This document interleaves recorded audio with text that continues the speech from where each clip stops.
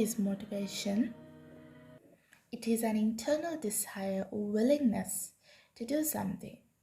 It is what encourages people to set goals and then to take action to work towards achieving those goals. Motivation can affect all phases of learning and performance. Let's see how. Motivation plays a key role in education. There are two types of motivation: intrinsic motivation and extrinsic motivation. Intrinsic motivation is when someone is motivated by internal reasons. For example, a student wanting to master their multiplication facts simply to become better at maths. And what is extrinsic motivation? It is when someone is motivated by reasons outside of internal rewards. For example, a student practices maths knowing that they will get a praise or a gift from their parents. These two diagrams will give you a clear understanding what intrinsic motivation is and what extrinsic motivation is.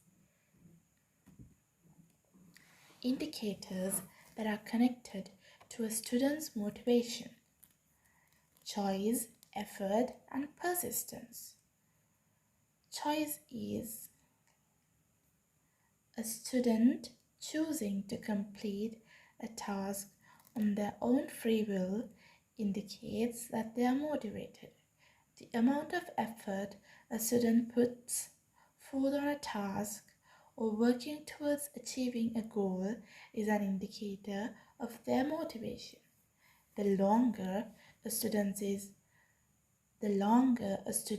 is willing to work on something despite difficulty or obstacles is an indicator of their motivation.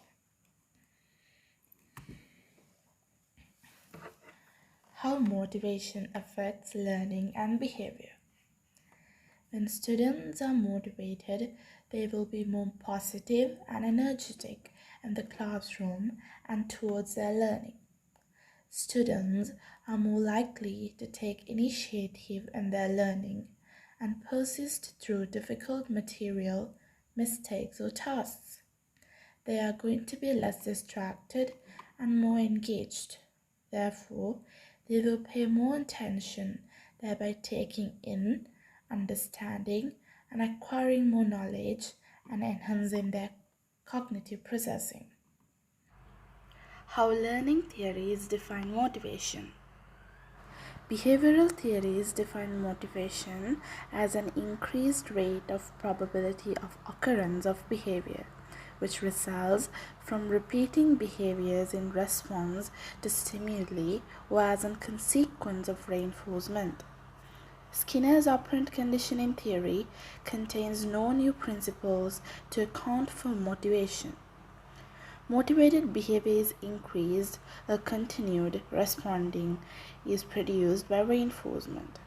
Students display motivated behavior because they previously were reinforced for present.